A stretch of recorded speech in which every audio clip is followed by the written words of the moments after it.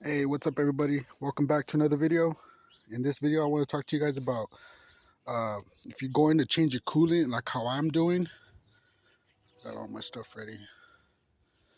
But if you're going to go to change your coolant and you drain from the Peacock and it breaks like this, don't worry, don't panic. You can still get this out. You can still get that out with the Allen head wrench. I think it's 3/16. But yeah, once you unscrew it, you just pop it out.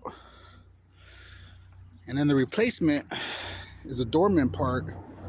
The replacement number is 61127, and it's a new Peacock drain. And as you can see, it has the butterfly tip, opposed to this one where you will use like a socket wrench at the end, or an Allen wrench for the middle. This takes all the work out for you, and you just twist it off. So this is the Radiator drain cock, and it's compatible with my 2000. And I want to say that it's for the 98 through 2011s. I could be wrong. If I'm wrong, somebody drop in the comments, let me know, hey, you're wrong, and you'd be teaching me something.